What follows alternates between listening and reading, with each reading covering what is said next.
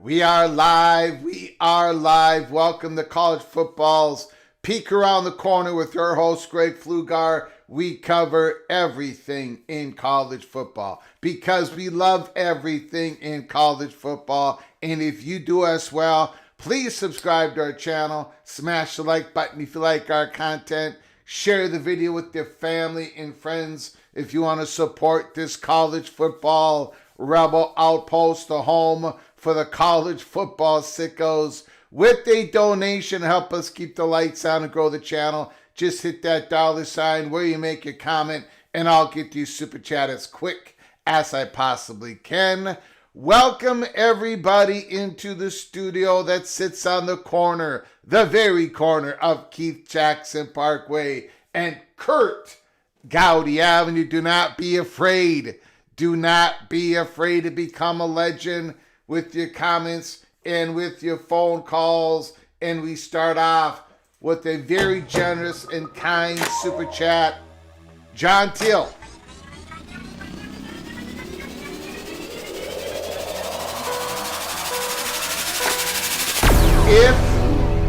If Lane Kiffin leaves Ole Miss, they should bend the knee and call Urban. You can't go from a rock star coach to Mr. Regular. This isn't about morality. Just win. Thank you for the $5 holler, John Till. I've said this for a couple of years. I don't think Urban Meyer can coach anymore. I don't think he's gonna. I think Urban Meyer is done. I don't think he can do it. I don't think he can go through the stress and the hours and the commitment. Urban Meyer, I think, is completely done. So I don't think anybody can get Urban Meyer. But thank you for the $5 holler. That's just my opinion. That has been my opinion for quite a long time. When he flamed out at Jacksonville, I think he's done. Who does Ole Miss go after if they do lose Lane Kiffin? Wow, that's a great question. That is a great question. We do know that On3 Sports a little while ago reported that John Sumrall, the head coach of Tulane, is going to be granted an interview or has been interviewed by the Florida Gators. So keep that in mind. Keep that in mind. Lane Kiffin, Florida or LSU, or he's staying at Ole Miss.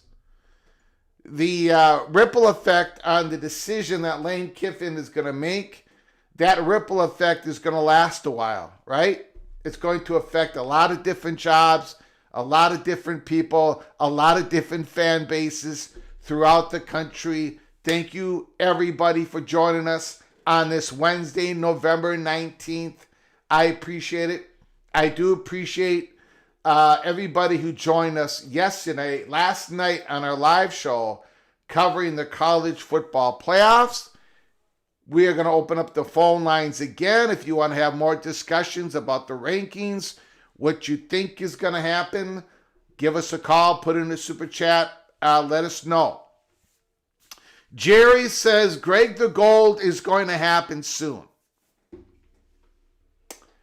Well, Greg the Gold has not made an appearance for a very long time. I don't even remember how Greg the Gold song goes. I don't remember the song that we play when I'm Greg the... I don't even remember how it goes. It's been a long, long time since I had a winning week. So I've got a plan today. Wednesday, we make our picks against the spread, week 13. I've got a plan today. I'm going to execute the plan. I am 71-73 against the spread. You all are 68-76. This is my plan. This is my plan.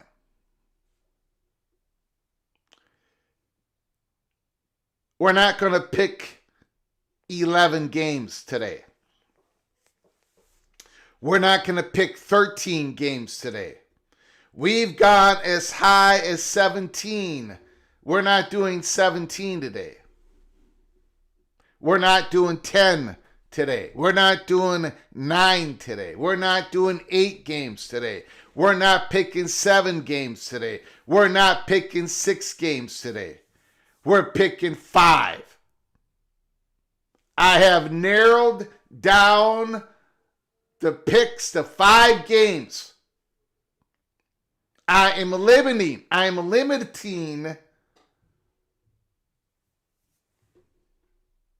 my exposure to being wrong.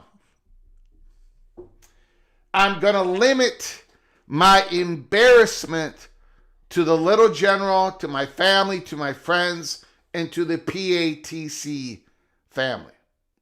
We're only going to pick 5 games. Now, you would think that I could win 3 of them. 3 out of 5. 3 out of 5. 3 out of 5. That is the mission this week. Win 3 out of 5. And I can be Greg the Gold once again before this year goes out. 4 years of losing.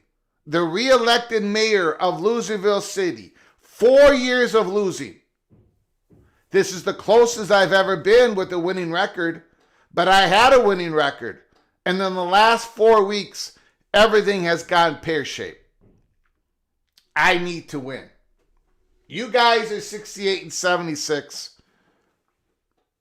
But I need to win. So, that is what we're doing. We're picking 5 games. 5 games. Flugar is limiting our ability to catch him. 5 games, Vox. Go to the complaint table. Go to the complaint table.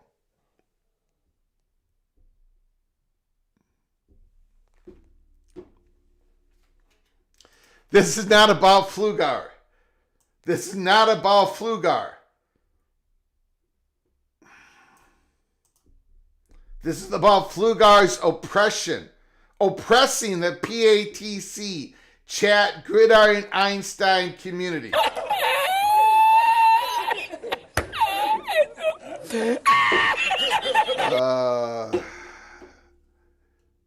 Look, it's been a tough year, okay? It's been a very difficult year. Very difficult college football year for the fat guy from Minnesota.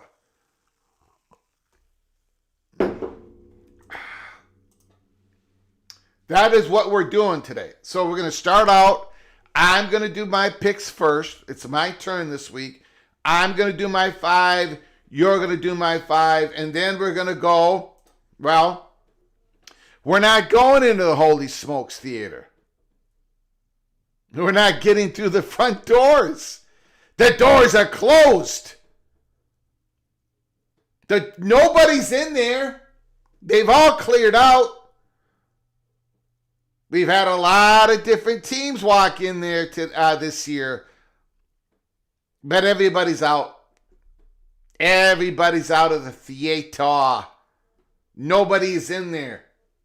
The door is closed. The front foyer, there's nobody standing in the front foyer. There's nobody on the there's no popcorn. There's no soda.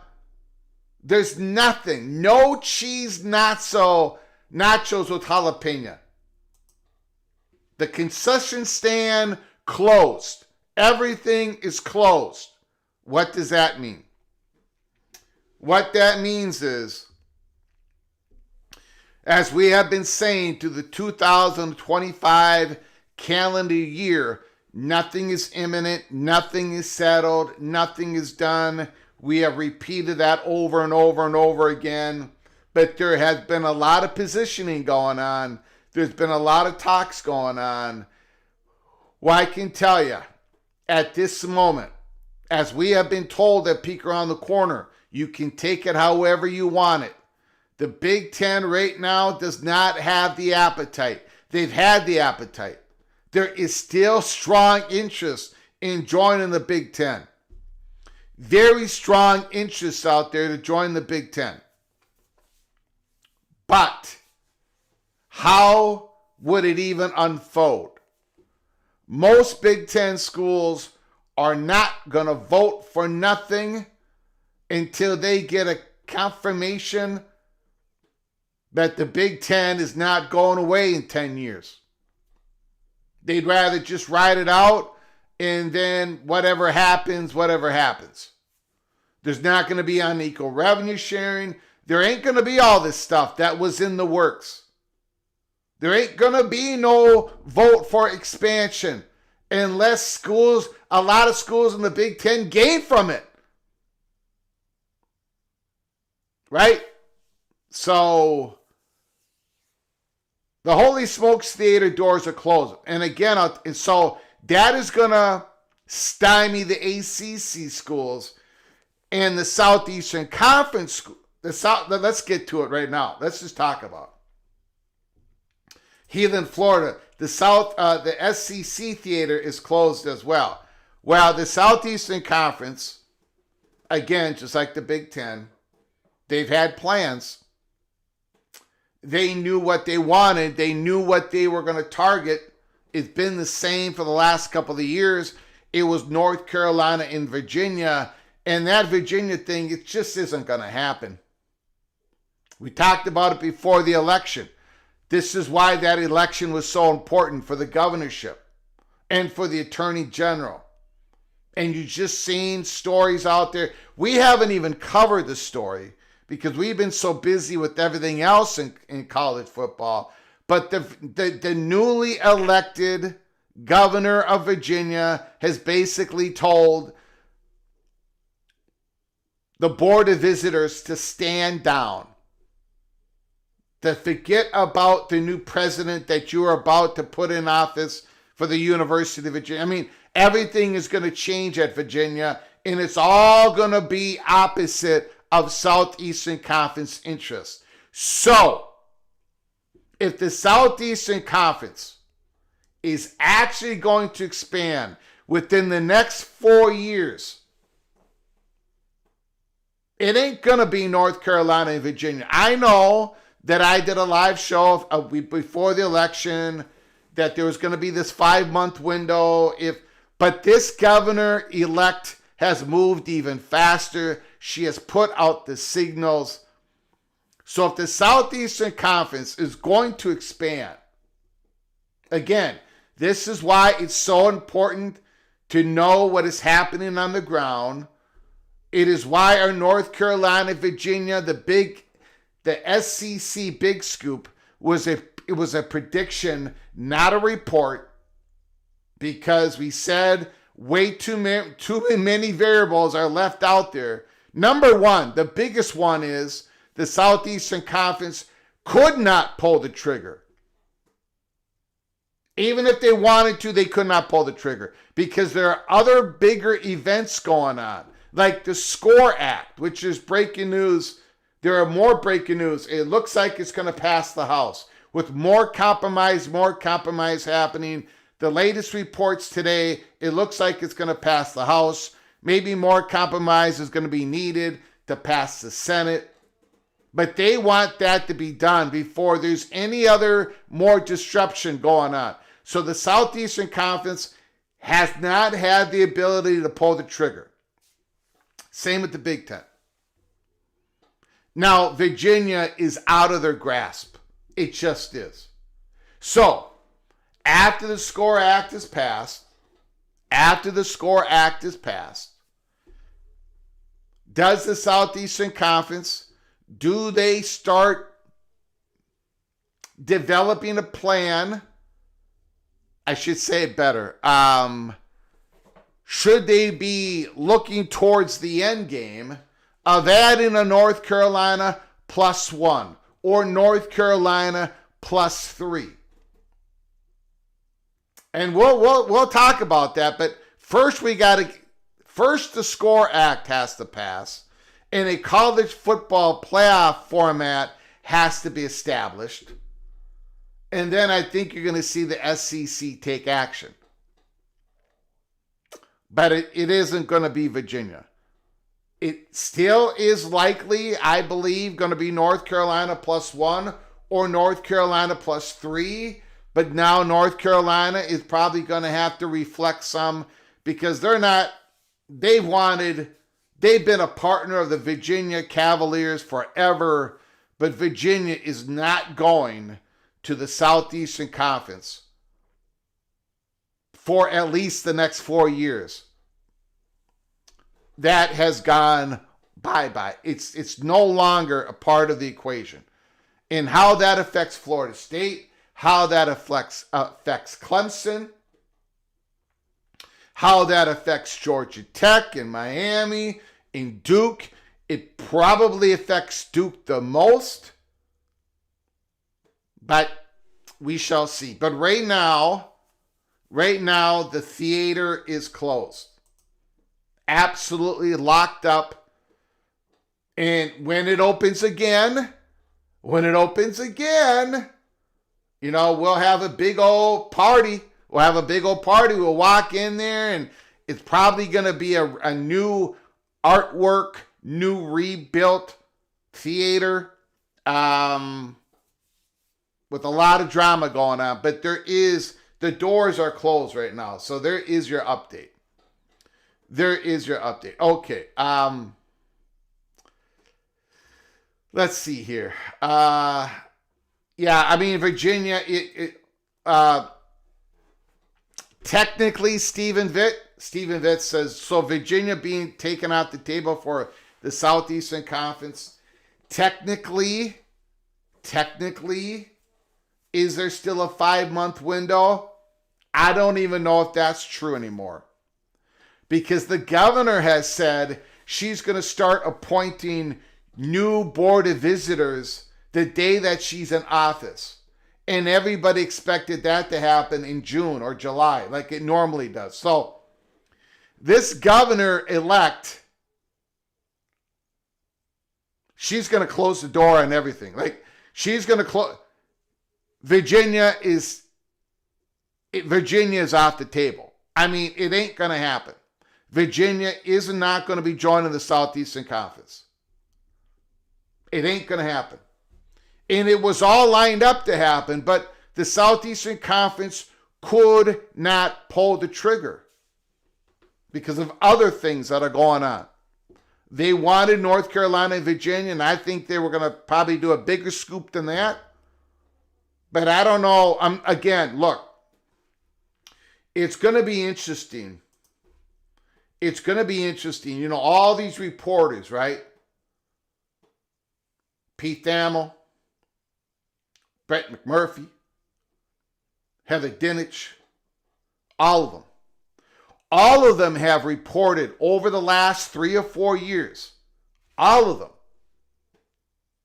have said that North Carolina and Virginia were the top targets of the Southeastern Conference and of the Big Ten outside of Notre Dame. We have reported that. We were told that. The doors are open to us. We had a big old Holy Smokes Theater update on June 15th of 2024. We announced that. But I bet they're not gonna say it.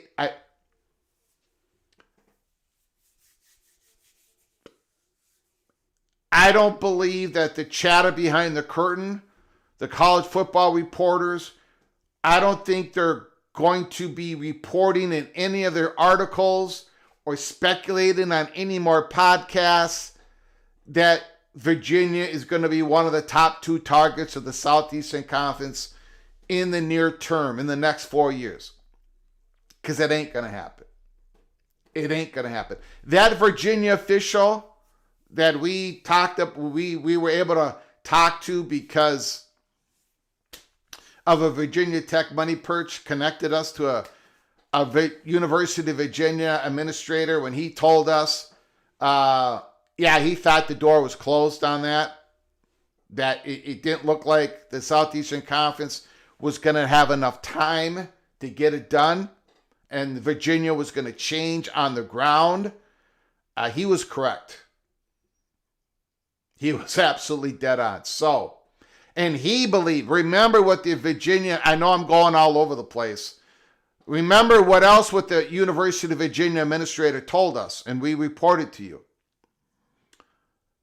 And this was a couple of months before the election. He believed that it could not happen. The Southeastern Conference was not going to have an opportunity to act, just like the Big Ten wasn't going to act because of all these other things that are going on. And he believed that Virginia, if they were going to go into a Power 2 conference, it was going to be the Big Ten. And he also said that that is why they think that North Carolina, partner to the Southeastern Conference, is going to be Duke and then possibly Clemson and possibly Florida State. But he thought Duke would be the school that would be the replacement for Virginia. That the SEC would actually take 2 schools in the state of North Carolina. But we'll see how it goes. But he was absolutely correct. The door has slammed shut. The governor has moved quickly. There's not going to be any action taken. Now, let me go through a very kind memberships here, and then we're going to make our picks.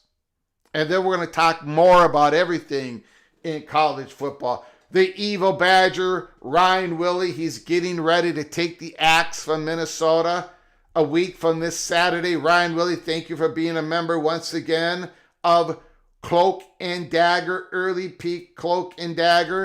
You are officially knighted. You are officially knighted. Thank you, Ryan Willie. I appreciate it. The Holy Smokes Theater is under renovation. I think that's a good way to put it. Christopher Hooter, I apologize to you 3 or 4 times yesterday on the live show. I do apologize, sir. I did not take what you said seriously about Lane Kiffin's family going to Baton Rouge and Gainesville, I apologize. I apologized 3 or 4 times yesterday. I apologize to you now, sir. We did a story on it yesterday. We covered the Yahoo Sports story on it. Thank you. Thank you for your forgiveness. I really did not think. I honestly didn't. I take the L. I take the big L on that. My apologies. Now, what I cannot afford L's on these picks. Let's go through these picks. We're only going to do 5 of them. Remember, we're only going to do 5. I got to win 3 of them. I cannot be Greg the Cooler for the 5th or 6th week in a row. I have lost count of how many weeks in a row that I have been Greg the Loser, Greg the Cooler. So we're going to go through these 5 games, and then we're going to talk about the college football rankings once again. We're going to talk about the participation membership document that the 68, 69 schools have to sign, right? It's been reported by Ross Dellinger, the membership agreement, where you agree, if you sign the paper, you agree that you will not sue the CSC, NCAA. You will not sue. You're going to agree that you're not going to go in the courts or help out a third party in the courts to sue against what they have tried to build here in the last 18 months. We're going to get into that as well. Okay, let's do these picks real quick. Maybe if I do the picks real quick, I've got a better chance of getting them right. You know, maybe if I get them done real quick, I can win 3 in a row. Okay, here we go, guys. 5 games. We're only doing 5 games, and I've been accused by Vox Quindaro and others that I'm doing this to limit the chances of you all to catch up with me. We've got a lot more games to pick. You have more chances. Don't worry about it. Einsteins. Don't worry about it. USC and Oregon, I've got the Trojans. The Trojans are going to cover the 9.5 point spread. They're either going to make this a close game or they're going to do a backdoor cover. USC, and again, Oregon, I don't know how healthy Oregon is. I do know that Dante Moore is starting to cook, but I'm going to take the Trojans plus 9.5. Pittsburgh, Georgia Tech. Okay, here it is, guys. Georgia Tech is going to give up 535 yards of offense on the Panthers. Georgia Tech is going to give up 535 yards. The Pittsburgh Panthers are going to have 535 yards of offense against Georgia Tech's anemic defense. Georgia Tech is going to cover. The rambling wreck of Georgia Tech, they're going to win by 3. They're going to win by 4. Georgia Tech is going to cover. They're going to be outgained 535 yards to 325 yards. But Georgia Tech is going to cover. Tennessee and Florida. The Gators are going to win this game by about 13 points. Not only are they going to cover, they're going to win this game by 13 points. The Florida Gators cover. BYU Cincinnati. I'm a little shocked here. Brennan Sorsby has gone into a nosedive.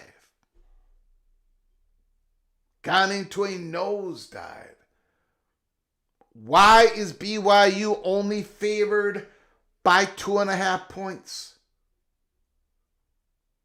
Something is Something ain't right here. Something ain't right. Something is... Charlie Atwood is asking, Greg, have you gone crazy? Well, maybe I should go a little crazy. Maybe being rational ain't getting me nowhere. Being logical ain't getting me nowhere. All it does is take me back to being the original moron of Minnesota. Maybe I have to get a little crazy. And you know what, Charlie Atwood? You know what, Charlie Atwood? You've just changed my pick for me. I was going to take BYU because that's the logical move. Of course they're going to cover. But no! I need to go crazy right now. I got to win 3 out of 5. I've got to be different. I got to be different. I'm taking the Bearcats to cover. I got to switch. Hold on. I'm switching this up here on my sheet here. I'm taking Cincy. Charlie Atwood came in right at the right time in my life. He came in right at the right time. Right before I was going to take BYU. I'm taking Cincy. I'm taking Cincy to cover. East Carolina, Texas, San Antonio. I'm taking the Pirates on the road as they possibly march toward the American Conference Championship game. So those are my picks.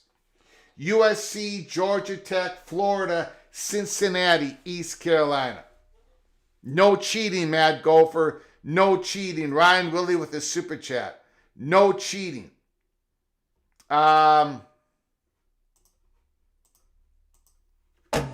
Look, I am,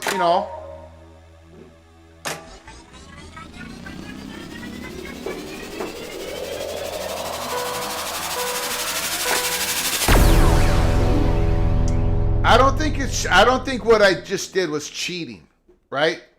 Before you make the pick, you take all information in, all the data. You break down the tapes, you look at the stats. I did all that, right?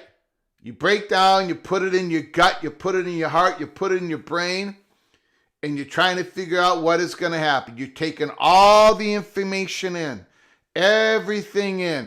Plus, you listen to people. You listen to people even in the PATC community.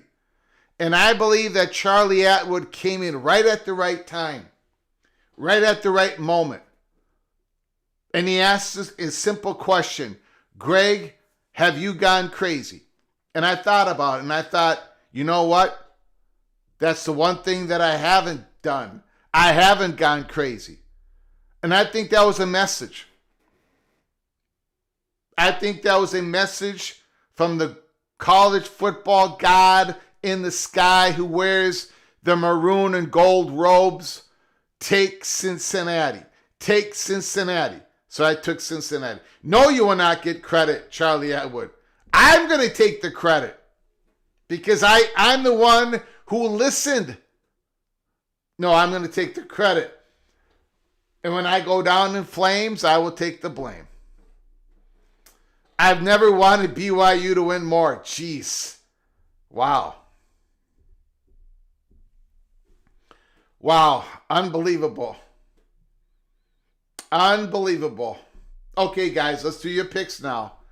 Come on, Einsteins. You guys are 68 and 76 on the year. You're only going to get 5 of these this week. Only 5 of them. Too bad. So sad. Let's do this. All right, let's go. Very interested how you guys think about this game. Does Oregon cover the minus 9.5 point spread? Thank you for the super chat, Ryan Willie. I appreciate it, sir. Does Oregon cover the 9.5 point spread versus USC? If you want to take the Ducks, you vote yes. If you want to take the Trojans, you vote no. The voting begins now. My prof says the Ducks are doomed. Well, I got to tell you, I love the USC Trojans running game. I love it. I love it. I love it. I love their wide receivers. I love their wide receivers. The quarterback is very good, a little inconsistent. Maeva is a little bit inconsistent. And that defense is inconsistent. But that running game, man, watching that running game, it's a beautiful, they're going to gash you at some point. 5 more seconds on the vote. We got a close one. 5, 4, 3, 2, 1. 52% says Oregon does cover. Wow. You know what? I'm a little surprised. I thought the PATC Einsteins were going to go the other way on that. But they decided to go opposite of yours truly. Pittsburgh, Georgia Tech. The over-under is 61.5. Is that enough points? Is 61.5 points enough points? Does Georgia Tech cover the minus 2.5 point spread versus Pittsburgh? Now, okay, if you want Georgia Tech, you're going to vote yes. If you want Pittsburgh, you're going to vote no. The voting begins now. That point spread being at 2.5 points. Georgia Tech at minus 2.5 points. I completely understand the line. Georgia Tech's defense, it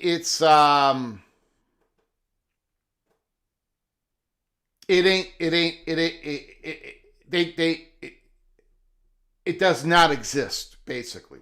They cannot compete.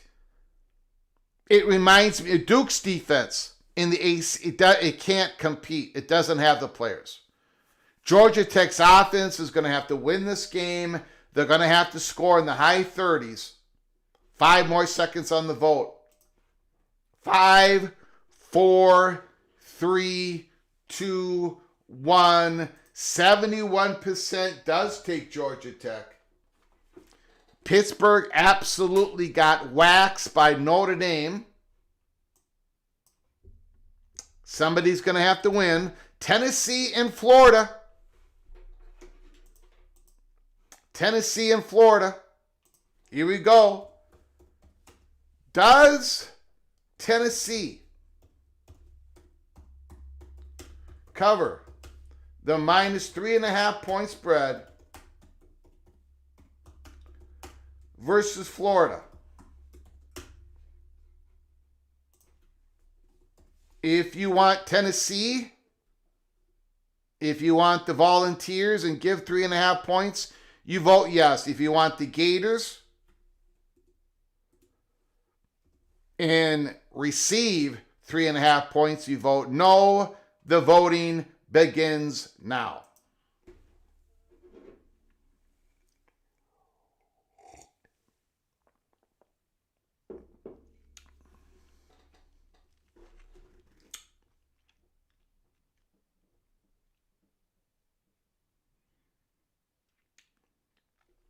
John Uzi just got in. What is the participation agreement and the 68 teams? We'll get into that here momentarily. We'll get into that momentarily. 5 more seconds on the vote, and we got to tie it up 50-50. 5, 4, 3, 2, 1. 52% says yes. Tennessee will cover.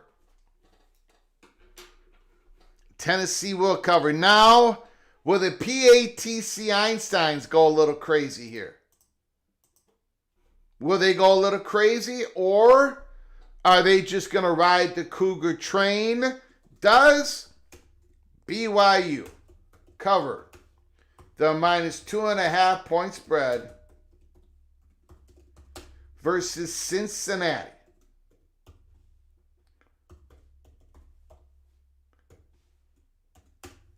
If you want the BYU Cougars and give 2.5 points, you vote yes. If you want the Bearcats and receive 2.5 points at home, you vote no. The voting begins now.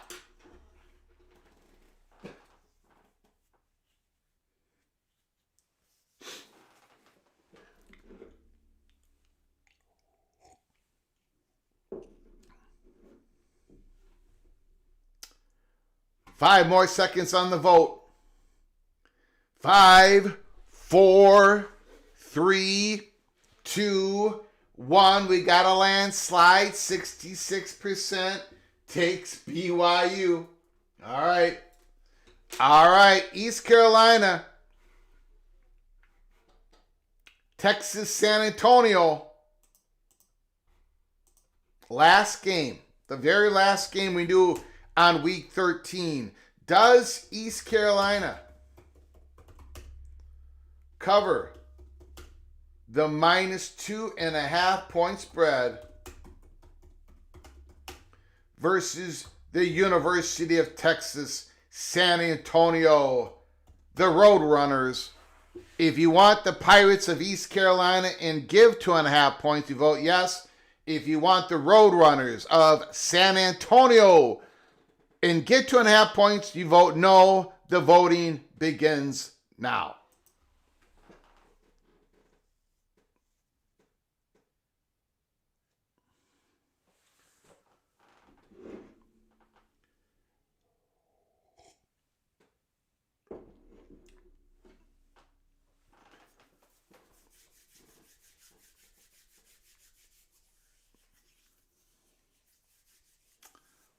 Close one here. Very close vote. 5 more seconds. 5, 4, 3, 2, 1. Yes, 55% takes East Carolina. All right, we're done, guys. We are done. Guys and gals, we are done. Here were the picks. USC and Oregon. USC and Oregon, I took the Trojans. You took the Ducks. Pittsburgh, Georgia Tech. We both took the Rambling Wreck of Georgia Tech. Tennessee and Florida. I took the Gators. You all took the Volunteers. BYU and Cincinnati. You guys took the Cougars. I took the Bearcats. East Carolina, UTSA. We both took the Pirates in that one. So there it is, guys. There it is. We've got 3 different between us. 3 different out of the 5 games. Hopefully, I pray that I win 3 out of 5 games because I cannot be Greg the Cooler once again. It cannot happen to me. It cannot happen to me. Now look, I want to wear the gold that the little general bought me. I want to wear the gold. Ross Dellinger has reported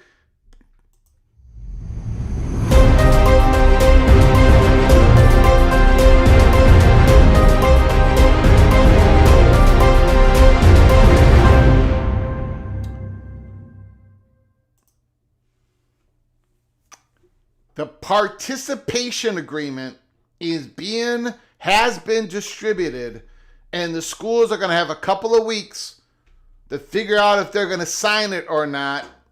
It sounds like basically they all have to sign it. Or, I don't know what happens on the or, right? It's hard to get all schools to agree on anything.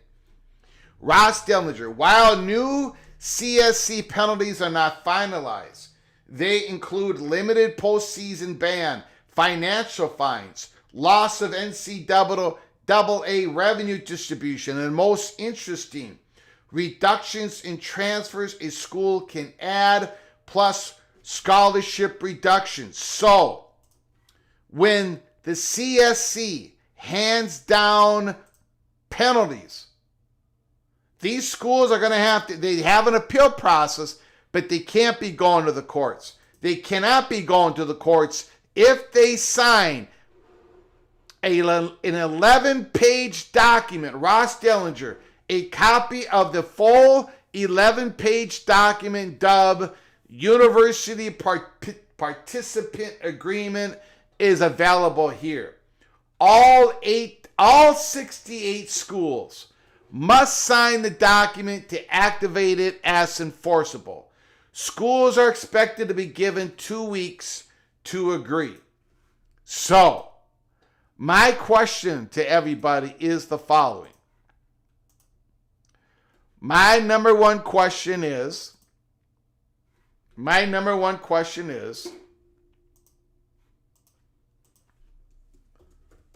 does all 68 schools sign the participation agreement? Yes or no? What do you think?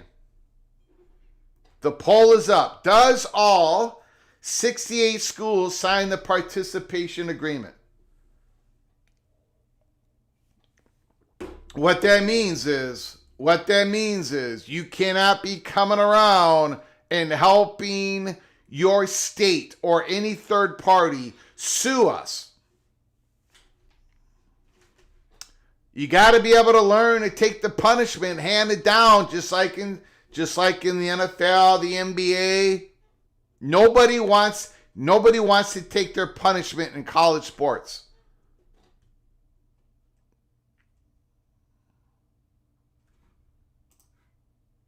Wow, look at that vote. Man, you guys, I tell you, a bunch of radicals. I'm not even going to give you the 5 seconds. I'm just going to end the poll. 74% says no. So you guys don't think the participation agreement is going to be signed by all the schools.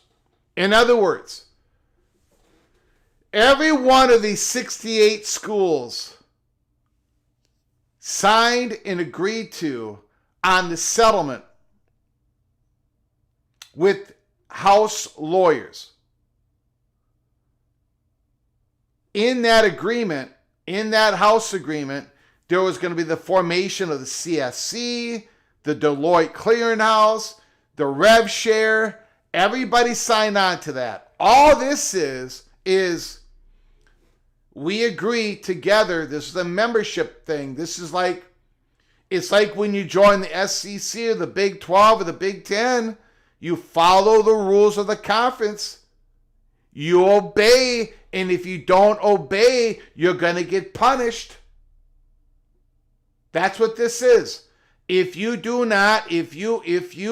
break the rules, and the CSC thinks you break the rules, and they're going to punish you, you can appeal it. You lost the appeal, you can't be running off to the courts. You can't be running off to a third party. You can't be running off to these ambulance chasers, lawyers. You can't be running off to your state attorney. You're not going to do that. You're not going to participate in the suing of this thing that we have created.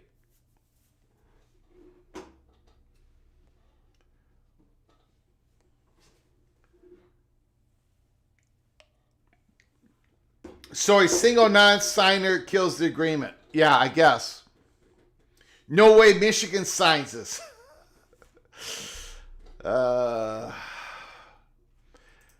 Christopher Hooter.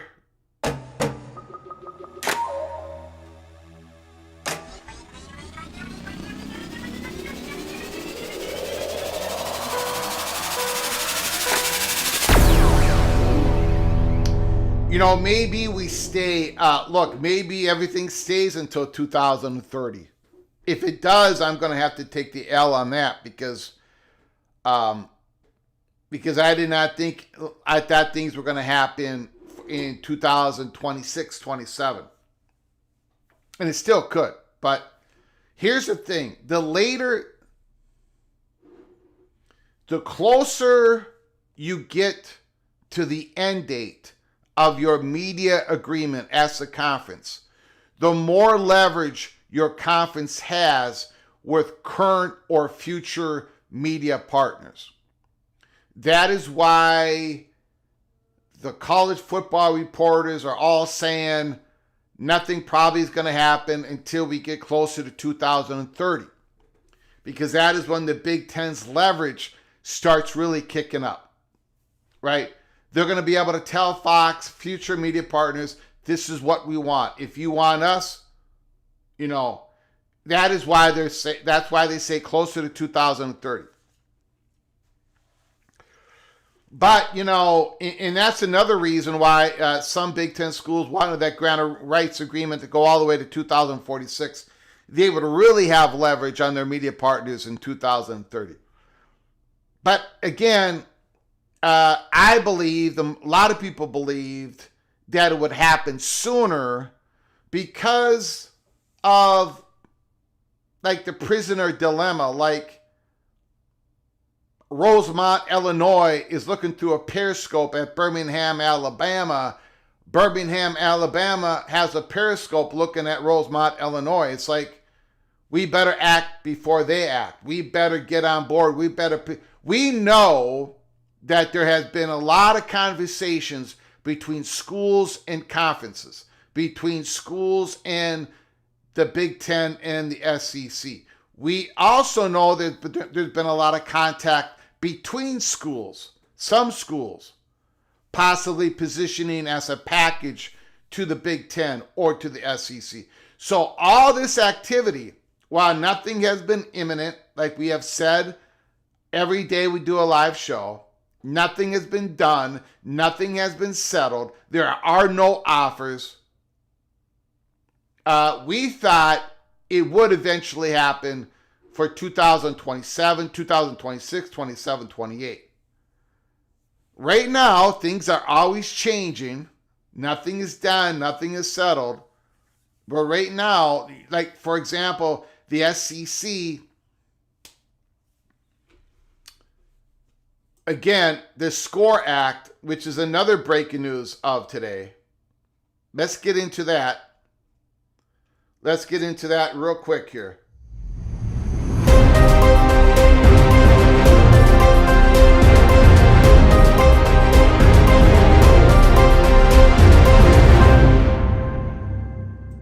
The SCORE Act is something that everybody agrees upon. I mean, there's certain level of agreement, but everyone basically, when it comes to the Big 12, the ACC, the SEC, and the Big Ten, they support the passage of the SCORE Act. Ross Dellinger, about an hour ago, the SCORE Act, the college sports bill, is expected to now have enough support to pass the House. It's back on track to reach the floor for a potential vote. Officials have tentatively scheduled it for the first week of December, though the date is fluid. Now, the SCORE Act is something that the Southeastern Conference, they really, really want this done. The Big Ten really wants it done. The Big 12 really wants it done. The ACC really wants it done. Well, let's focus on the Southeastern Conference. Greg Sankey and those 16 universities really want to get this done. They want the House NCAA settlement to be codified. That is their primary goal. That's it. Above everything else. The same for the Big Ten. That is one thing that both of those conferences can agree on. And there is a lot of power behind this. And there has been power pushing back on it. But I think the powers that are pushing for it are becoming bigger and stronger. They're adding a larger coalition. There's more and more compromise.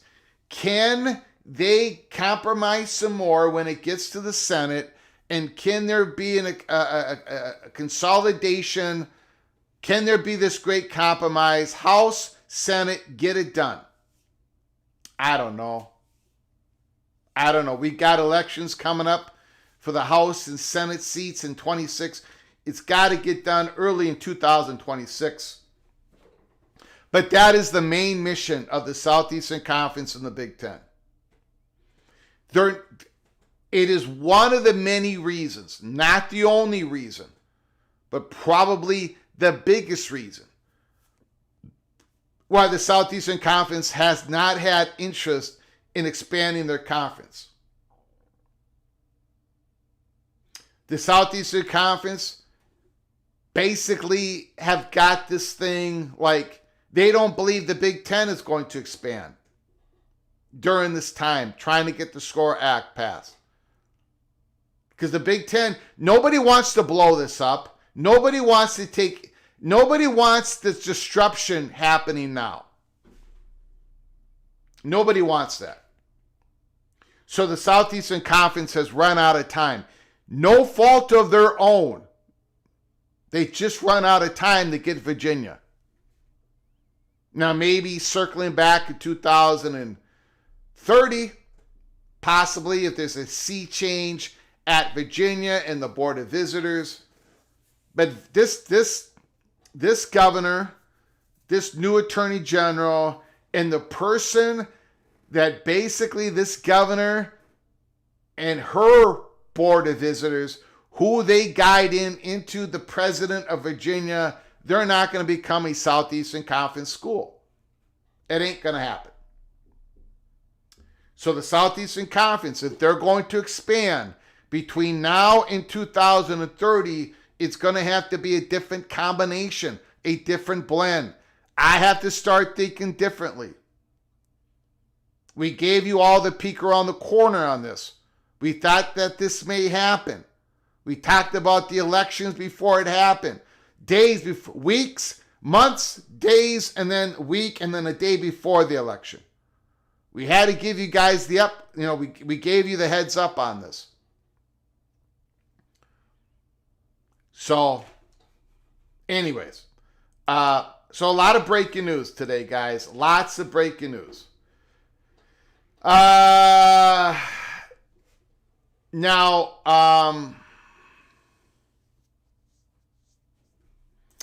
Nebraska Steve. So did Michigan and USC threat of independence from the Big Ten succeed in prohibiting the Big Ten from selling their equity without Michigan and USC blessings? First of all, the Big Ten is the UC investment would get a 10% stake, in which, you know what, I'm not going to go down that road. I wouldn't word it the way you worded it, Nebraska Steve. The threat of independence did not do anything. The threat of independence is not a threat. They would not be able to do it for 10 years. And even then, that's not a threat. What happened is UC Investment basically paused the deal. They paused it because they want to reevaluate it. They'd rather have all 18 schools on. So right now, right now things could change, but right now it doesn't look like it's going to happen. What also is not going to happen is Michigan and Mr. Acker, they're not going to find a better deal. They're not going to present a better deal. There's not a better deal out there. It is my opinion that Michigan would have made out like bandits on this deal, but it ain't going to happen. So we go forward. But because now there's a fracture in the conference, and there is, because a whole lot of schools in the Big Ten do not have the confidence anymore, for the first time probably in my lifetime, that the Big Ten may not exist like how it is after 2036. If you're going to expand this, look, when the Big Ten expanded with USC, UCLA, Oregon, and Washington, the thought was that this 18-school conference was going to grow before or on the next media rights.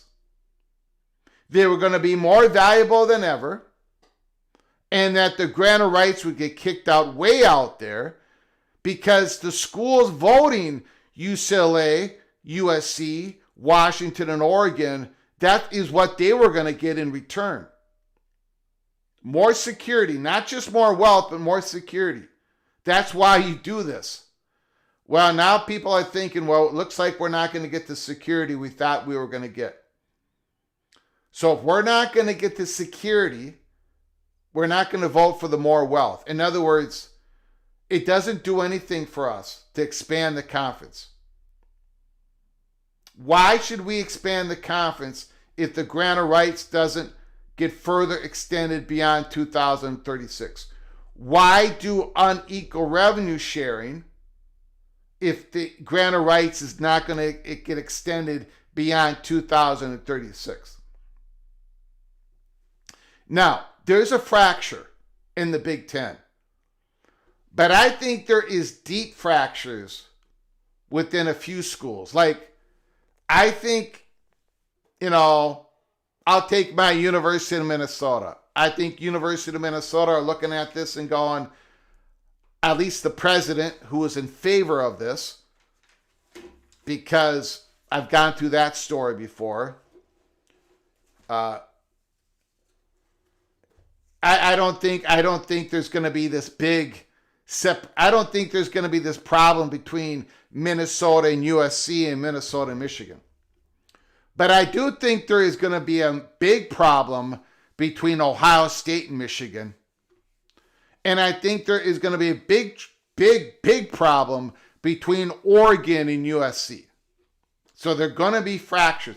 Oregon just lost a whole lot of money on this versus what they're going to continue to. I mean, Oregon absolutely got knifed on this deal. Absolutely knifed. And, the bigger schools would have made out like crazy. And now they're not going to make, now they're not. So I don't know, guys. But the threat of independence had nothing to do with it. It's UC Investment saying, we're going to pause. We're going to pause. Jose, two bad ducks. See? That's, it's not good. Not good. Good luck on independence, Bimba, 75, 79. Good luck. USC already looked at independence before they moved to the Big Ten. Mike Bowen said it would not work. So good luck. Independence is not a threat. UC Investment want all 18 schools. They took a pause. They want Michigan to be part of it. But independence, it's not, again, Bima 75, 79, it's not just about the cash. It's not just about the cash infusion. It's about the Big Ten enterprises being fueled by UC Investment and bringing on the expertise. Once again, everybody is looking for a strategic partner. This is the one that the Big Ten thought. Remember, Bimba 75, 79, your president was a big proponent of this, supported this. So if President Ono would not have left office, Michigan would be a yes vote. And I would not have about 75 Michigan fans yelling at me daily. They'd be saying, yay, yay, yay, Michigan led the way. But because President Ono stepped away and you got crackpot Jordan Acker leading the way, again, it ain't just about...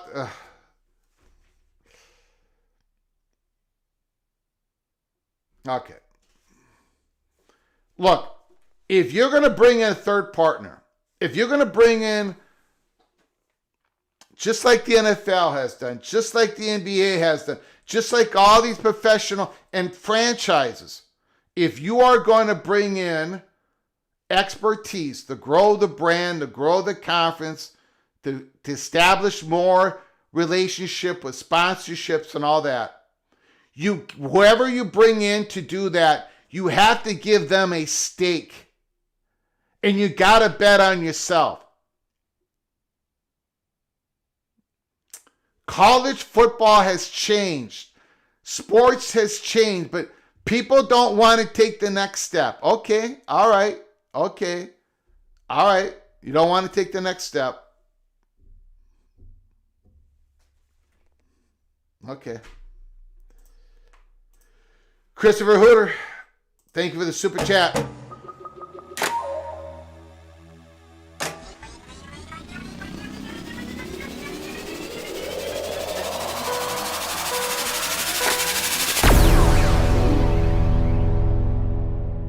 Christopher Hooter, Macbeth, Big Ten Enterprises, full of sound and fury, signifying nothing but seriously better do something like this all together, or yes, pause. Thank you, Christopher Hooter, for the $5 holler. I thank you for your support. Thank you for your support. Appreciate it very much. Again, you know, guys, your university uses private equity a lot. All of your universities use private equity a lot. So if you can understand that, maybe you'll get, you know, it's like your university uses private equity to their advantage. I just said it.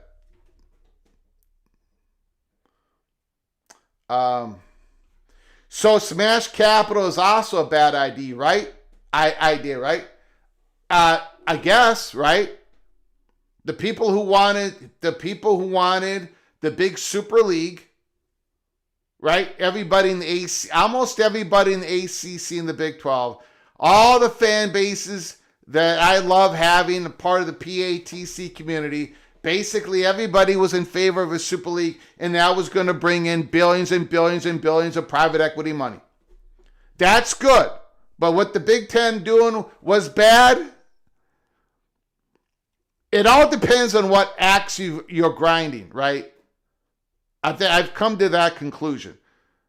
This deal, like I said during the Super League deal, I said, look, why would Ohio State and Michigan do that? Why would they put their value into support a Super League, billions of dollars? If they were going to do that, they would do it in the Big Ten. And that's what was happening. And the chairperson was Michigan's president. So, yeah, if this isn't going to work in the Big Ten, if you can't get 18 schools to do this, you're not getting 70 schools to do a Super League. That ain't going to happen. I mean, come on. It ain't going to happen. There's no way it could happen. Now there could be a 24-team Super League, and I guess that may be the option that Michigan is looking at, right? And that is their right, right? Michigan has every right to look out for themselves.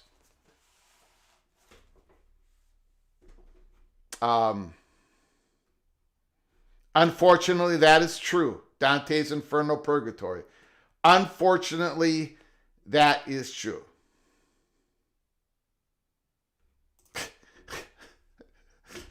I want a college football Super League well funded by equity fund investors. Let's just do away with conferences. Okay, well, I tell you what, Nebraska Steve, you talk to Michigan, you talk to Georgia, you talk to Alabama, you get all the big dogs on board with that idea, and then I'll come along. But until then, the Big Ten couldn't even do it with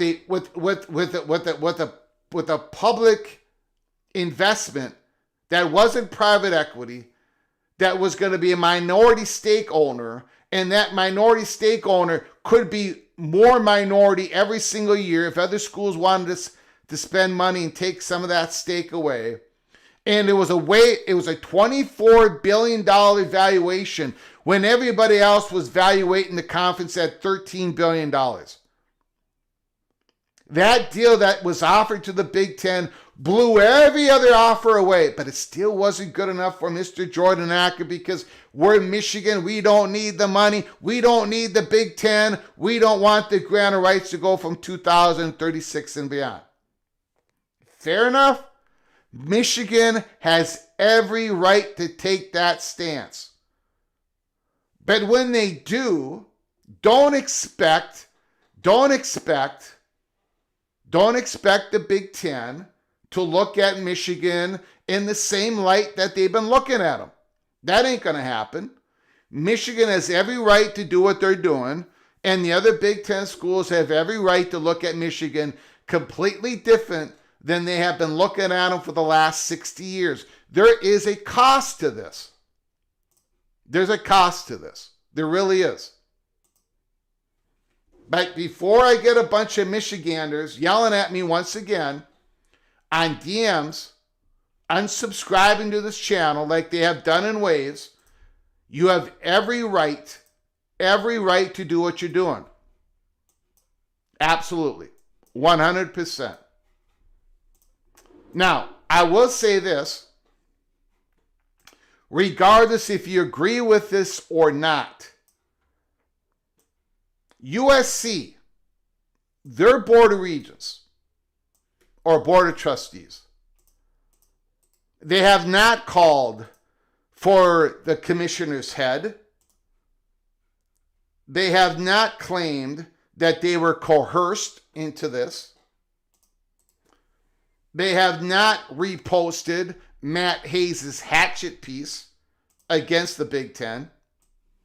USC has communicated completely different than Michigan. It's one thing to be against the deal.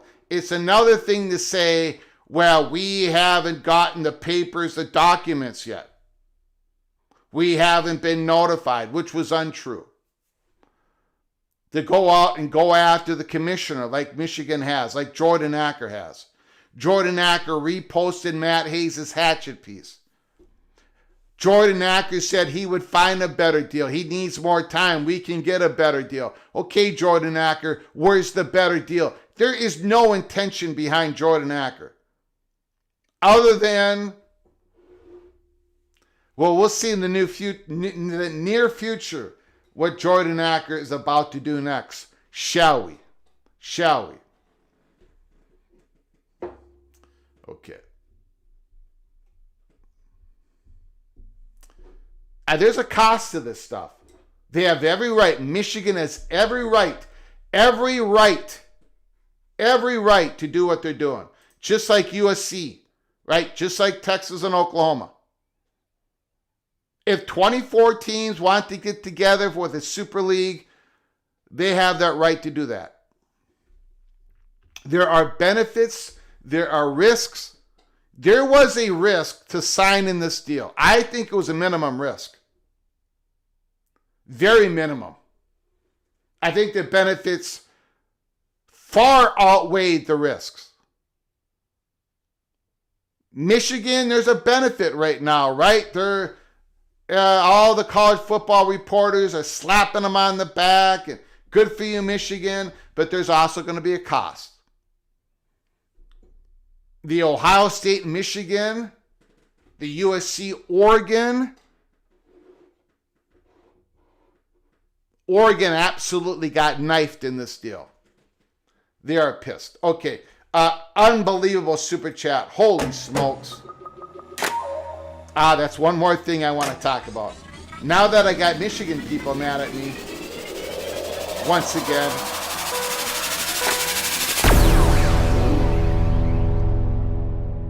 Vox Quindaro, unbelievable super chat. The Your Marks, Brett, Mike, and Honoree, Eugenia, Smoochin, KU Keister, in respect to you, Flugar. Thank you so much, Vox Quindaro. Thank you so very much for your incredible generosity. Thank you so very much. It hurts me. I miss Maynard. Kenneth Maynard, I'll get back to you. I do apologize. Vox Quindaro, it does hurt me because you just gave an incredible super chat to us to help us grow the channel, help us keep the lights on. I do have to make a comment about Brett Yormark.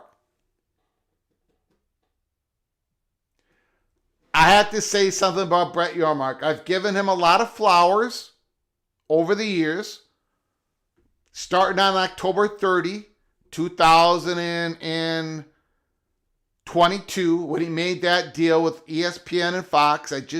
I said that night he had a grand slam, and he's really got the Pac-12 in a box. But what he said last night, I don't understand it.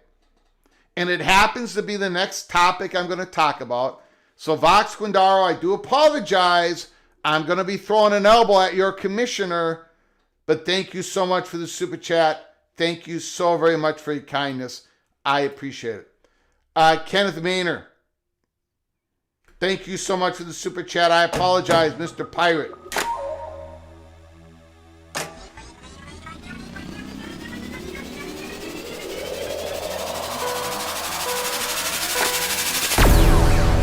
The American should join on the SCORE Act as the fifth top conference. They have the investment from their members and want to be a partner with the P4. Thank you for the $5 holla, Kenneth Maynard. I appreciate it. The American supports the SCORE Act as well. They all do. All FBS does. Thank you, Kenneth Maynard. Appreciate it. Thank you, Mr. Pirate. I apologize. I did not get to your super chat earlier. Sorry about that, sir. Sorry about that. Let me go into something that's going to get another whole band of you mad at me today. Let me see if I can find it here. Here we go. All right. Okay. Thank you, Vox Quindaro, Christopher Hooter, Kenneth Maynard, Ryan Willie. Appreciate it. John Grove. Look, okay. I get it. John Grove knows what I'm going to say, and he said it in the context of the amount of teams in the top 25. Maybe that's true. Maybe that's true. But he should have taken that opportunity to say something else. That's my point. That is my point. Here it is. After this poll came out, the new rankings,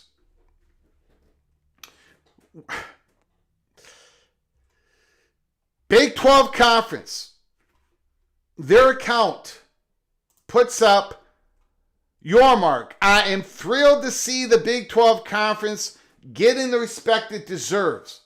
I said at the Big 12 Football Media Days in July that we would earn it on the field, and we continue to do that. Okay, there's a big problem with that. It don't matter if you earn it on the field. That's the problem. That's the problem. It don't matter if you earn it on the field. It's got to matter, but it don't. Not in this world, and not in the world that Brett Yormark has been advocating in public. In public. Okay. All right. Let's get to the brass tacks of this. No. Hold on here. Hold on. Everyone's getting mad at me. Hold on. When Brett Yormark, when Tony Petitti came out and proposed the 4-4-2-2 16 team playoff AQ model, and I said right away, I said, whoa, that ain't, blah, blah, blah. That ain't going to work. Politically dead on arrival. Brett Yormark came out in public and said, I want the 5+11. That is what we want. He said it out in public. Okay, well, here's the thing. Tony Petitti went back to the drawing board, even though all the college football reporters don't like other proposals other than the 16-team 5+11. Tony Petitti, the athletic directors, they came back out and they proposed a 4-4-4-4-2-6, a 24-team large AQ model. Okay? And now all the college football reporters are dragging Tony Petitti over the coals once again. Josh Pate calls it pathetic. Reese Davis calls it absurd. John Wilner can't go through a day without dragging the Big Ten. Stuart Mandel, Brett McMurphy. Go through all of them. All of them. And here is the great opportunity. Even with, the Big 12 got respect, sort of, in these playoff rankings, they're still at the end of the day not getting the value out of this playoff format that the Big 12 honestly deserves. That is my point.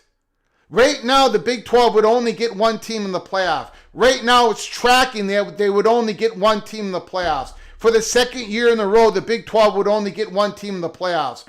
This is not helping the Big 12's value when they go into the next media rights negotiations. It ain't. It's not helping the Big 12. So it's not. Brett Yormark should be out in public saying, he should have said it last night. He said, this is all fine and good. We're getting the respect we deserve in the rankings. But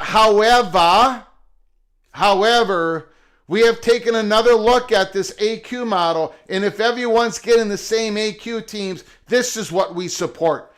Push back in the Southeastern Conference, for God's sake. Push back against ESPN once. Just do it once in public. Am I asking for too much?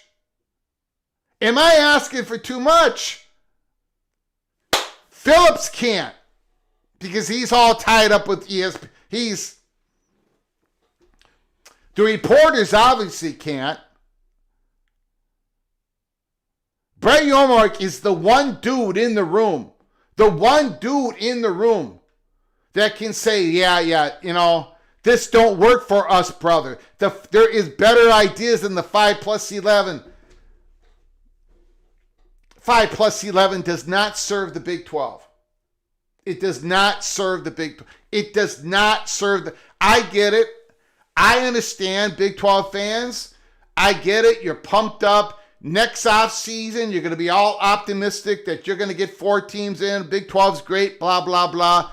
But you're going to get screwed. You're going to get screwed over and over and over again. This is what should happen, in my opinion. And then I'll read the comments. You can rip me all day on it. He said he would be open to it. We did that whole thing on that Steve McNeely. We showed what he said on the stage. We showed the video. That wasn't giving his full throttle support to a 4-4-4-4-2-6. That's not what he did. But that's what he needs to do. Here's the thing. The Big 12 needs to secure the most value in its regular season as possible before it enters into their next media rights negotiations. They need to secure that. They need to get that. They need to have their floor risen. And if that means the Southeastern Conference ceiling gets risen, so be it. And a 24-team playoff, 4-4-4-4-2-6, raises the ceiling of the Southeastern Conference and raises the floor of the Big 12, and the Big 12 needs to have that happen. And Brett Yormark, when he is saying, again, I said at the Big 12 football media days in July that we would earn it on the field, and we continue to do that. That isn't enough. It is not enough, and it's going to show itself again. It is.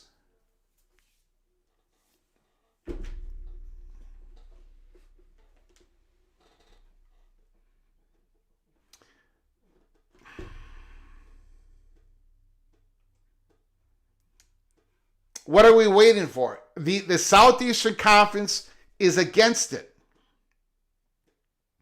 The Southeastern Conference is against it. Okay. So, when people are against the Big Ten, they say it publicly. The Big Tens are idiots. The Big Ten are the evil empire. The Big Ten is throwing out these absurd ideas. The reporters pound on it. Everybody pounds on it. Brett Yormark, he wasn't for what Tony Petitti wanted. He said it in public. Phillips says it in public. But when the SC, nobody says in public anything against the Southeastern Conference. Show me the last time that someone publicly has said something against the Southeastern Conference, besides me. Let me know. Yormark won't do it. The reporters definitely won't do it. It's absurd. At this point, it's become a national joke how the Southeastern Conference is treated differently. Yormark, come out in public. Come out in public and say, yes, we should have a larger AQ model because it better serves our conference. Say it in public. Don't do any. This whole thing that Brett Yormark is playing chess because he might be saying something in silent, to me at this point, doesn't work. Say it in public. Everybody else is saying things in public. Ripping on the Big 12, ripping on the ACC, ripping on the Big 10. Say that you don't agree with Greg Sankey. Say it in public. Say it in public.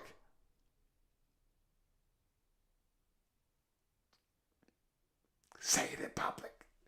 Just once. Just one time.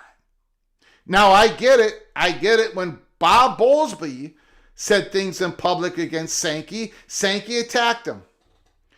When Kevin Warren said some things publicly about the SEC in disagreement, Sankey attacked him in public. The reporters, they don't want to say anything bad about Sankey because they're going to get blackballed. They're not going to get access. Sankey could say something.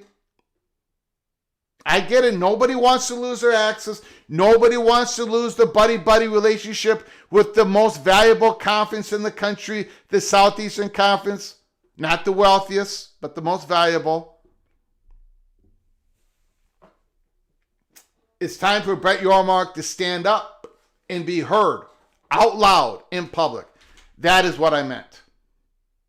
That is what I meant. 16-team playoff, no AQ, simple. Again, terrible for the Big 12, terrible for the ACC. Absolutely horrific. Just my opinion. I get it. The Big Ten and the SEC will not agree to anything. But it would be nice if Brett Yormark actually said something in public against the Southeastern Conference. Why is that so horrible? He's done it to the Big Ten.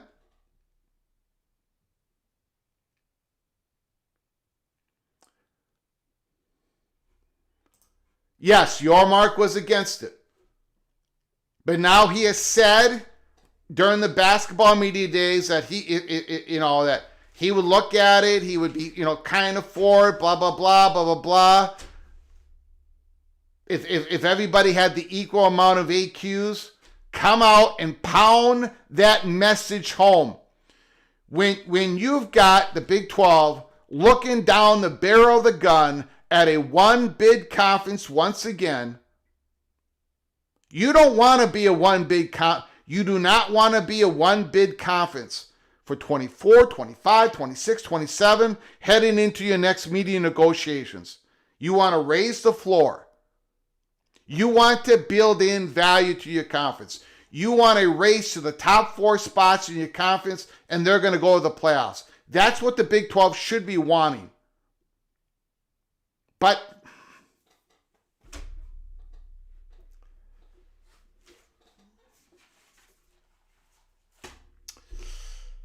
Ryan Willie, super chat.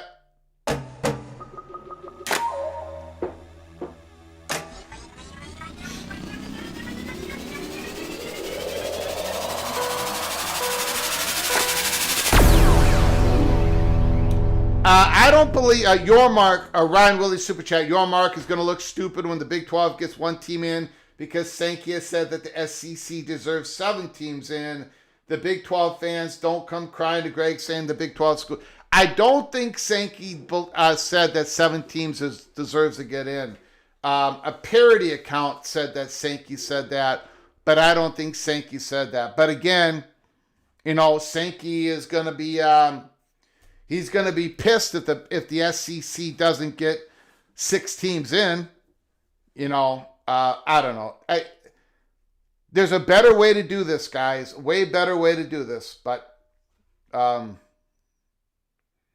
thank you for the $10 holler. I appreciate all your comments, even though pretty much all of them disagree with me. Let's go to your phone calls. The phone lines are now open. 763-260-1333. Give me a call. And here is an article from Zach Barnett talking about how Ohio State quarterback Julian Sayin has no business winning the Heisman Trophy. Okay, well, go ahead and read that article.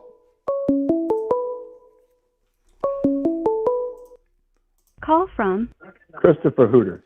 Christopher Hooter, can you just wait one moment, please?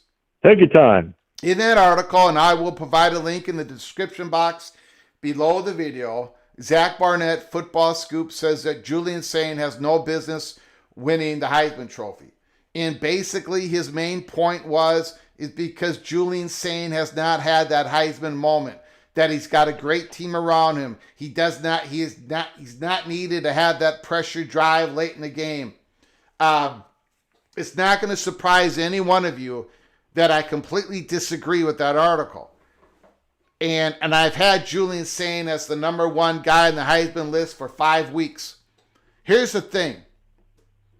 The Buckeyes have a great team, outstanding team. They're the favorite to win it all again this year. But even with great teams, a quarterback from time to time will make mistakes. Early in the game, put your team down. From time to time, your great football team is going to make mistakes and you're going to be down. But Julian Sayin has not made any mistakes. He never makes a mistake. And look at his throws. Look how accurate his throws are. I mean, I get it. He's completing 80% of his passes, and he's got great wide receivers. I get that. But look at his throws. And Zach Barnett, I just want to show you guys this. Look what he says. Hold on here.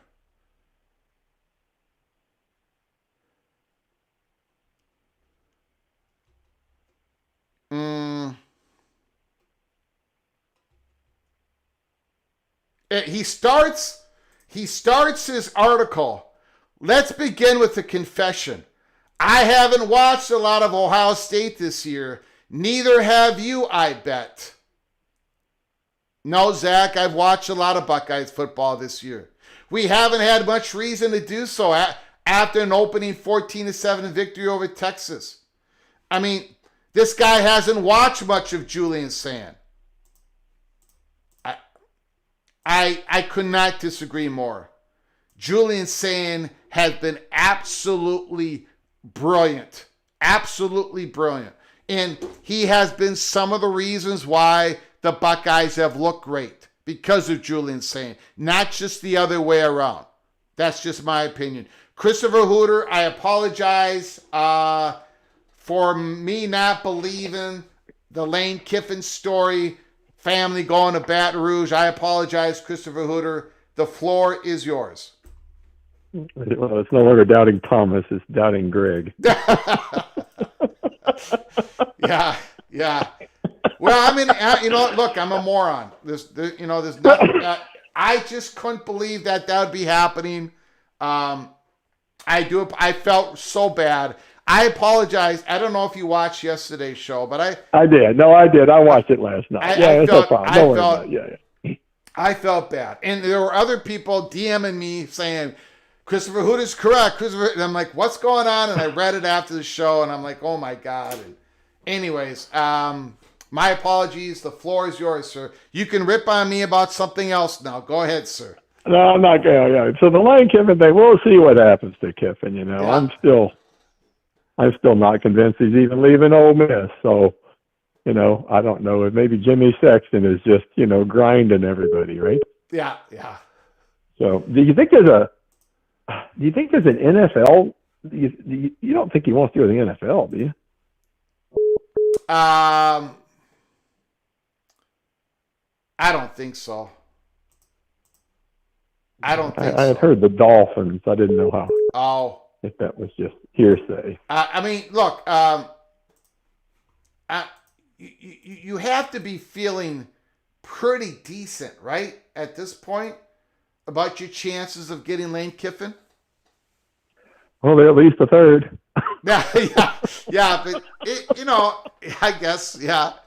But, I mean, you got a pretty decent chance, I would think.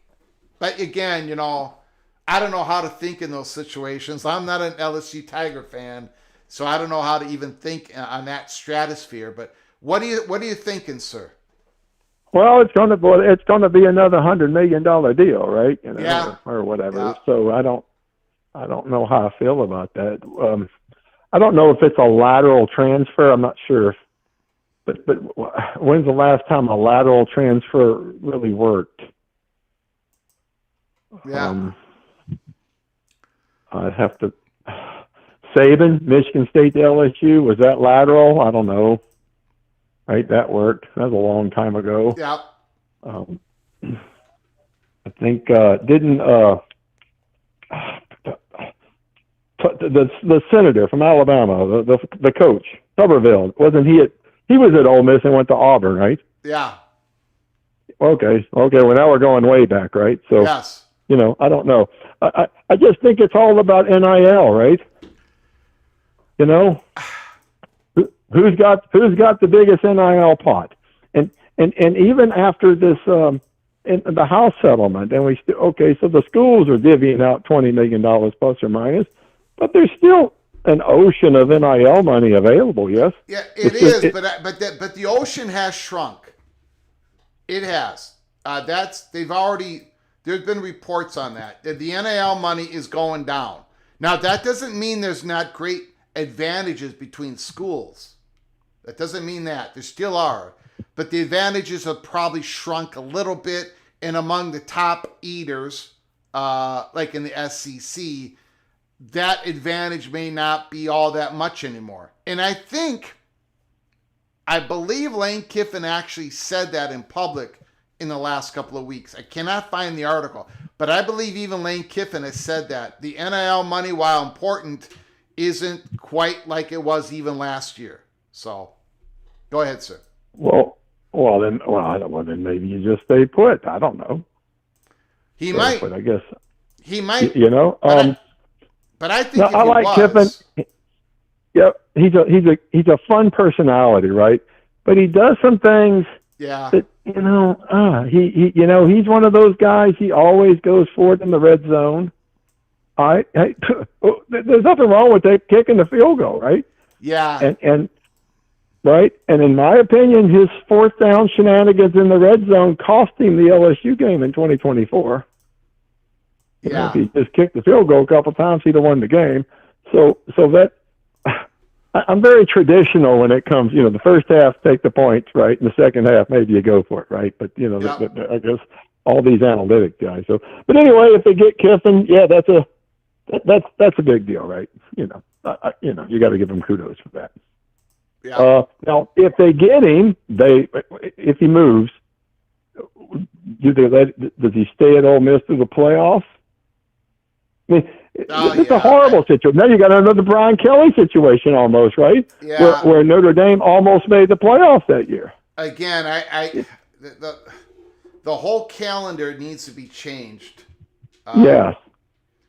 and having that wouldn't be fair to Ole Miss. You're going to lose your coach, and you're going to lose him for the playoffs. Yeah, oh. it's a weird situation. Yeah, and if someone else is giving you a lot more money, you feel like you got to go now. Well, I got to go, right? Yeah. But I mean, you know, so if Lane Kiffin decides to move on, I don't know how you can have him be the coach of Ole Miss during the playoffs, because he's going to even be more of a gambler, right? I mean, there's not going to be anything. He's going to be going crazy with his play calling. Unless he were moving on to the NFL. I guess it would be awkward, right? Yeah. You know, maybe if you go in the NFL, it's not awkward. I have to give Lane Kiffin.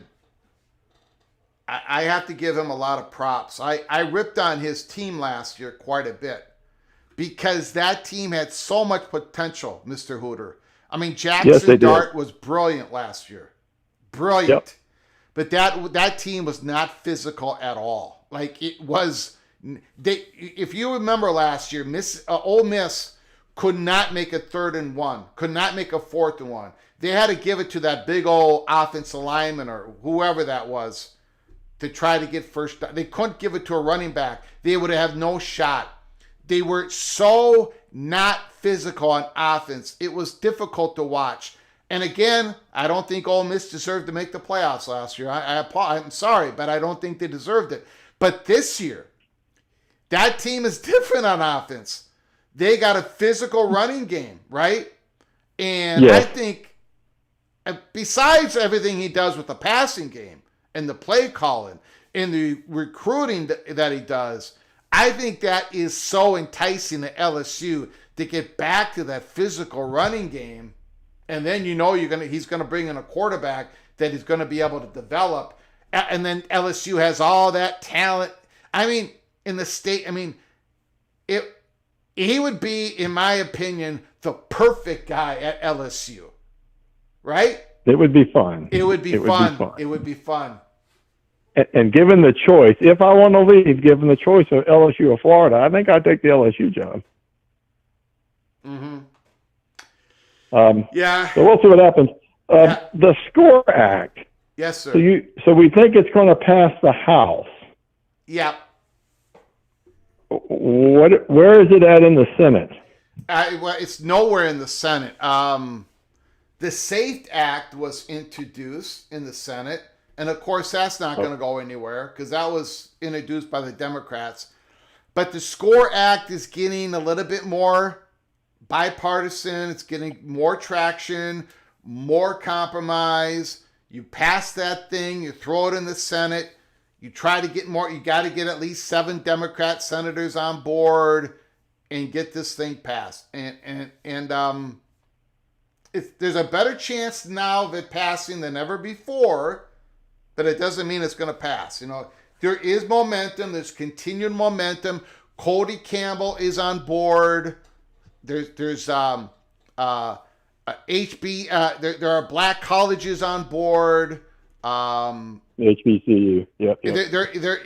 There is a certain momentum happening here, but it's going to take a lot more work to get it across the goal line. But that is what the Southeastern Conference wants more than anything else, is to get this thing codified so we know what the rules are and we can work with the rules. Is it challengeable? Is it still challengeable in court constitutionally? Sure it is, but less challengeable, Yeah. Okay. Well, we'll see what happens. Yeah. All right, man. Well, hey, I just wanted to check in and run those things by you and enjoying the show. And I've just been busy. I've just. Yep. I haven't seen the last couple of shows live, no but problem, I'm here. Sir. I'm in the shadows. Yeah, thank you for forgiving me, sir.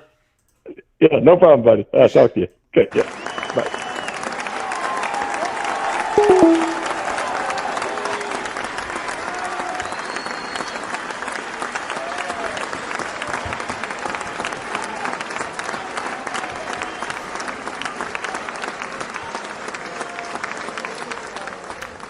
I do not have a subscription to Matt Brown. one of the 5 articles that have been released today bashing the Big Ten.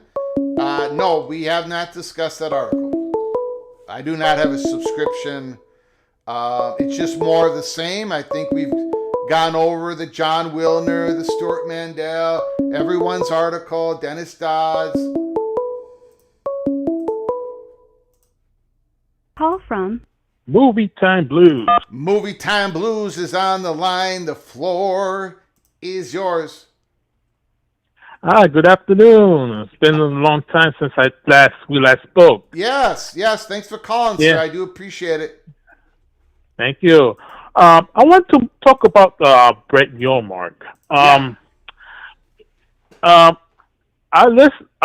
He had a history in the NBA. Yes, sir. When they moved the New Jersey Nets to Brooklyn. He was part of like a big marketing team, Yep. that was trying to promote the move from one state to another. Yep. And his deal was that he was going to bring celebrities and it's going to bring star power to team and promote the team. And the execution didn't go exactly as planned because they tried to bring major players to that team and it fell apart around the middle of the season. Mm-hmm. And now they have a new ownership group, and this ownership group is basically just counting the money, and the basketball is really pretty off right now. They're really playing badly. So he sounds, Brett Yormark sounds to be like a lot of hype. He has that big name, that has that history, but the execution didn't happen. So what I'm thinking is that his sense of he's more of like a marketing guy than a business guy. So I think that's how he handles his business. That the Big 12 needs someone who will more like a politician than a business executive. That's what I'm coming to conclude right now. Yeah. I've given Brett Yormark a lot of flowers, way more flowers than I've given him elbows. And I think he's been a very good commissioner for the Big 12. He has run into the same problem like all commissioners, like Tony Petitti. Again, this is an apples and oranges comparison, Movie Time Blues, but if you look at Tony Petitti with this UC investment deal, he was given the mission to bring in all these type of possibilities, all these equity firms coming on in, talking to the Big Ten presidents, trying to form this Big Ten enterprises. And he had support from Big Ten presidents. And at the end of the day, he did not have the support of all 18 Big Ten schools. And Tony Petitti's probably thinking, well, I did my job. This was my job, to present the best deals possible and to talk through them. And if they don't want to do it, the president's, it won't work. Well, Brett Yormark really wanted UConn to be a member of the Big 12. He's got his reasons why, and it ain't about football viewership numbers. It's not about football at all. It's about bringing in a big market to help the blend for the Big 12 when they go to the next media negotiations. He wants to decouple the basketball and football content. He believes that UConn content is going to help the sale of Big 12 branding in the eastern part of the United States and the New York media And that third party money, if it ever comes in, it's going to come from that part of the region of the country. Many, many reasons why Brett Yormark wanted UConn in for the Big 12, but the Big 12 presidents did not want that to happen. He couldn't get them all on board. Now, is that Brett Yormark's, was that stupid of Brett Yormark to do that? Probably not. Did he try to achieve something for the Big 12? Yeah, but he couldn't get the presidents on board. Is that on Brett Yormark? Not so much, I don't think. So sometimes these commissioners are trying to get something done that probably would be good for the conference, but they just can't get everybody on board. These large conferences are very difficult to manage. Brett Yormark has swung and miss on some things, but at least he has swung. And I think that's a good thing for the Big 12. But go ahead, sir. I think that the college sports ecosystem is much different than the professionals. Mm-hmm. In the professionals, you only have the owners, the players, and the union representing the players. Yeah. In college, you have a lot more stakeholders like faculty. You have the donors. You have the boosters. You have all these other interests that have to be satisfied. And yeah. Yes. And sometimes there's been the trend of trying to see things from a business standpoint, but does not always jive when you have a very political entity as college sports. College sports is much more political than the professionals. Yeah. Yes, it is. Yep. So I think if the Big Ten and the Big 12 were to have redone the commissioner search, they would have more likely chosen a more political person or a person who has experience in state government than someone from a business background. I think from the Big Ten perspective, they're gonna wanna keep Tony Petitti until at least after the next media rights negotiations, because Tony Petitti, and I've heard this from people that I've talked to in relation to my conversations about Tony Petitti. Tony Petitti has a great relationship with Fox. Of course, he has a great relationship with CBS. So he's the guy that you want going up against with the media partners and potential new media partners. Kevin Warren had a horrible relationship with Fox at the end of his tenure.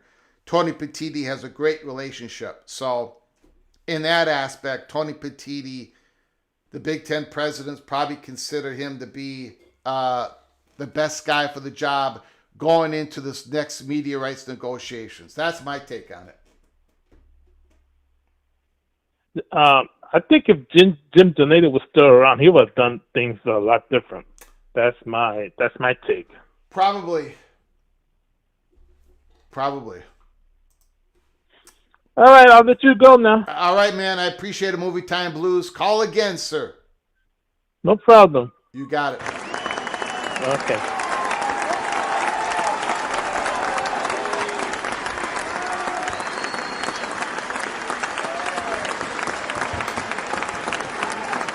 All right, look, we made our picks for Week 13. 5 games. We've gone through a whole lot today. The Holy Smokes Theater for right now is closed, and it's going to open again, guys. It is going to open again. No question about it. Of course it is. It will. But right now it's closed. There is not the appetite. There's the interest of schools and a lot of talk and positioning. But the SEC, again, got to wait for the SCORE Act. Got to wait for the college football playoff situation to be handled. A lot of roadblocks in the way, but again, it was always the plan for the Southeastern Conference to expand again and for the Big Ten to expand. There is a fracture in the Big Ten. There are schools that are going to have to be convinced that we are expanding for the right reasons, and one of those reasons is for more security, not less. Because it doesn't look like the Big Ten got more security when they added USC. So, again, I'm just being honest with you. Just being honest, straightforward. Here at College Football's Peek Around the Corner, I want to thank everybody who has donated to this channel today to help us grow the channel, keep the lights on. John Teal, Ryan Willie, Christopher Hooter, Kenneth Maynard. Thank you guys so very much. And of course, Vox Quindaro with a massive, massive super chat. $100 holla from Vox Quindaro, one of the leaders of the Gridiron Einsteins. Thank you guys. I appreciate it. Great phone calls. Again, keep your head on a swivel. Keep your head on a swivel, as always. Buckle up, brace for impact. We're going to come back tomorrow, Thursday, November 20th. There's always something bubbling above the surface, below and above the surface in college football as we prepare ourselves for week 13 and all the drama that comes with it. As you all know, the fat guy from Minnesota, I am praying every time before I go to sleep. I get down on my knees and I pray to the gold and maroon God in the sky. Playoff chaos, please give us playoff chaos so we can achieve what the Army of 24, and that is what I've coined it, the Army of 24. Army of 24. Those who want the playoffs to go to a 4-4, 4-4, 6-2, 2014 playoff. The Army of 24 marches on. It's going to be a long march. There's going to be a lot of ups and downs. There's going to be a lot of attacks from the college football reporters in the Southeastern Conference. But the Army of 24, we're going to march on. And someday we are going to achieve our goal. At least that is my dream. College football is Peek Around the Corner. Having a lot of good times here. Subscribe to our channel, smash the like button, and share the video with your family and friends. Until next time, from all of us at PATC to all of you, please you all take great care of each other. And as always, God, family, Golden Gophers.